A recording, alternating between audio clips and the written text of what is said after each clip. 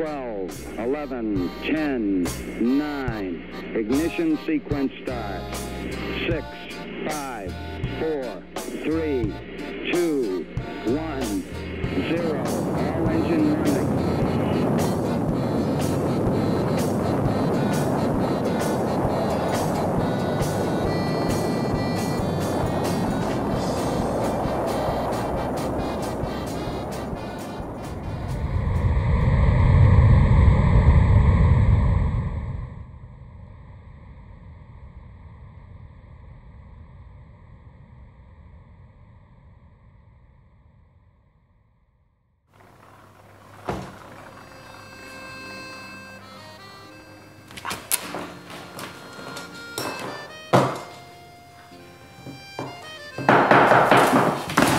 Oui, entrez. Bonjour Monsieur le Président. Oui, bien. Je voudrais m'excuser, mais Monsieur le Premier ministre m'a demandé de vous faire signer voilà, les décrets relatifs à la loi de réforme d'administration avant ce soir. Je vous ai aussi apporté le sondage de vos propositions d'hier. Et bonne nouvelle, vos concitoyens vous suivent à 57%. Ah oui, bon, d'accord. Merci Berthe. Je me permets de vous rappeler que vous dînez ce soir avec les représentants du club des retraités de l'industrie de textile artisanale à Berg. Et votre avion décolle dans 45 minutes. Dois-je demander à Paul d'avancer la voiture ?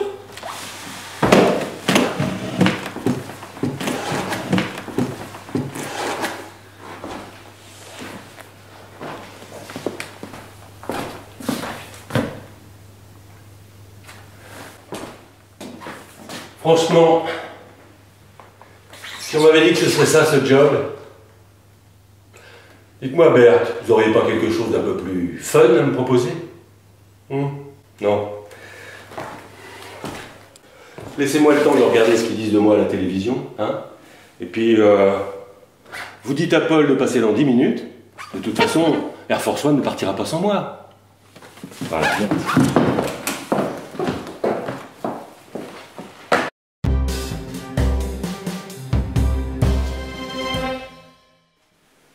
Madame, Monsieur, bonjour.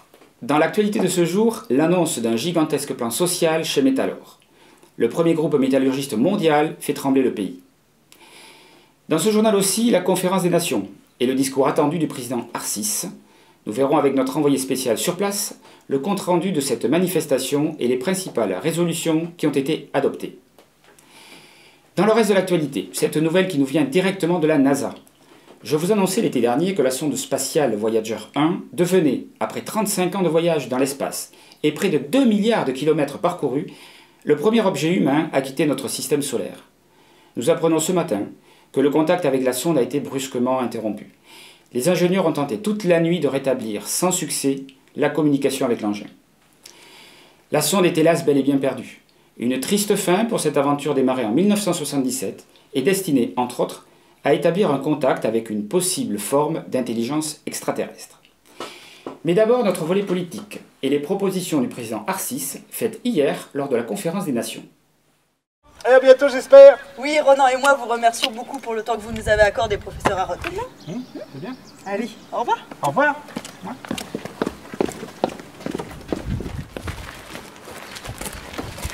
Mais tu te rends compte qu'ils nous ont fait venir ici 1 minute pour faire un reportage sur un hurluberlu universitaire qui a soi-disant, inventé une machine qui sait décoder les langages non humains. Sauf qu'il a rien du tout à se mettre sous la dent pour nous prouver que ça marche. Non mais franchement, qui ça peut intéresser? Ouais, t'as raison, c'est vraiment pas cool. Mais qu'est-ce que tu veux? Nous, on est les prolos du JT. À nous, les sujets de remplissage pour la fin du journal. Oui, non mais d'accord, peut-être. Mais est-ce qu'on pourrait pas, juste une fois, avoir un truc un peu intéressant, tu vois? Pas un scoop, mais juste un truc différent qui lancerait enfin nos carrières de grands reporters. Ah, laisse tomber. C'est déjà pas si mal, ça nous fait manger.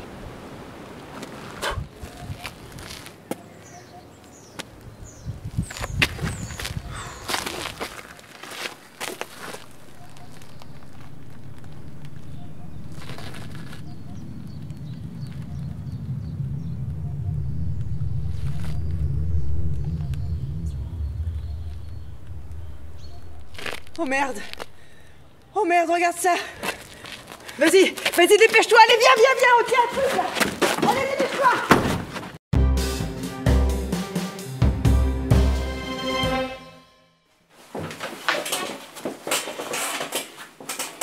Mesdames, Messieurs, bonsoir. Édition spéciale pour vous annoncer un événement majeur qui vient de se produire. Nous interrompons nos programmes pour rejoindre sur place notre envoyée spéciale, Régina Ezin. Régina, vous m'entendez?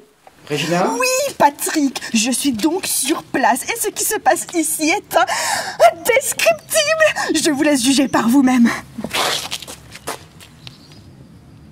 Regardez, il y a... Attendez. Il y a comme un message, une indication sur la proue du vaisseau. Oui, attendez, Patrick, ici, nous vivons un moment extraordinaire. Oui, un moment extraordinaire. Régina, je vous interromps. J'apprends à l'instant que le président de la République va donner une allocution de la plus haute importance. Oui, c'est ça. Nous sommes en direct du palais présidentiel, d'où l'allocution du président de la République va débuter. Bon alors, ça vient, oui. Et qu'est-ce qui m'a foutu des empotés pareils? Mais c'est que j'ai un rôle intersidéral à jouer, moi, là. Hein? Monsieur le Président, vous êtes à l'antenne. Mes chers compatriotes, c'est un moment historique pour moi et aussi pour le monde. Chers amis, venus du fin fond de l'espace infini, et aussi de sans doute ailleurs, je suis Napoléon Arcis, et je suis ici pour vous souhaiter la bienvenue sur notre planète Terre. J'ai une idée assez précise de ce qu'il faut faire pour que nos deux peuples fassent connaissance.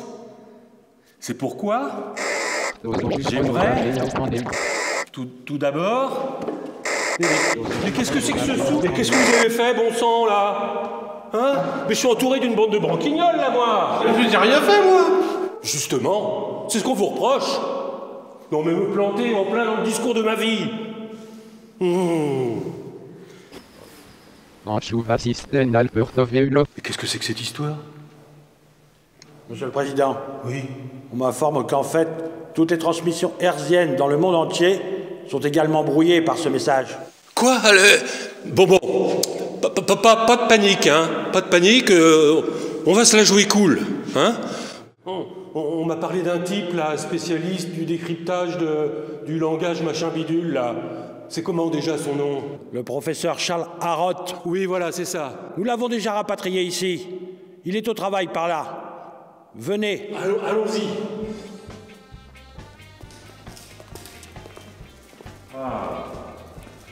Bonjour. Alors? Bonjour, Monsieur le Président. Oui, alors? J'ai trouvé, j'y suis presque. Attendez, on va enfin savoir ce que dit ce message. Oui, alors?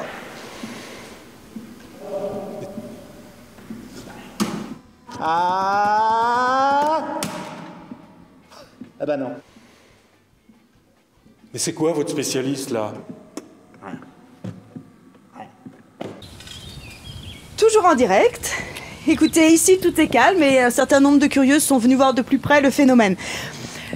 Écoutez, pour le moment ici, il se passe pas grand-chose. On a ressenti absolument aucune crainte de la part des gens que nous avons rencontrés.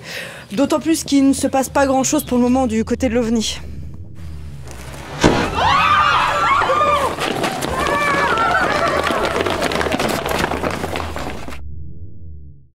Il n'y a rien à craindre, Monsieur le Président, je vous l'assure.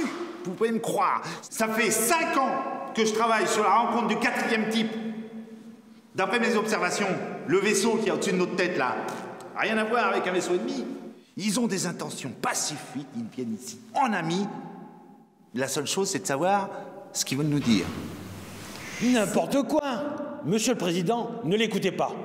Nous avons tout à perdre à les laisser prendre les devants. Ils vont tirer les premiers. Mais laissez-moi envoyer l'armée de l'air. Un shoot et hop, on n'en parle plus. Bye bye E.T. Écoutez, il se passe quelque chose ici. Vas-y, zoom. Regardez, on dirait qu'il y a quelque chose qui bouge sous le dessous du vaisseau. On dirait, je sais pas, on dirait comme une trappe qui s'ouvre. Envoyez-moi les chasseurs. Bousillez-moi ce détritus volant. Ah, ils la veulent, la guerre. Eh ben, ils vont l'avoir. Et puis, ils vont regretter, moi, je te le dis, hein, d'avoir fait un petit tour chez nous. Ha ha.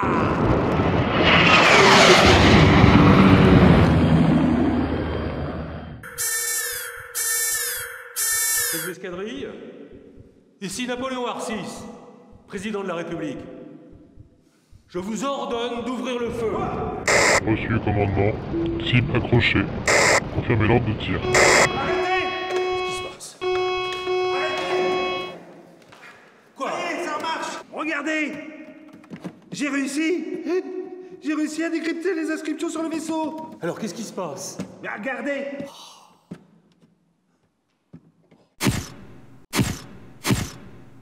Non.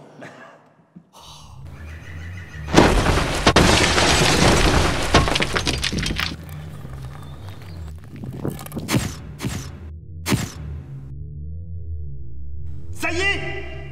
J'ai réussi à décoder aussi le message audio! Écoutez! Polluez votre planète si ça vous chante. Mais n'envoyez pas vos ordures aux autres. Polluez votre planète si ça vous chante. Mais n'envoyez pas vos ordures aux autres.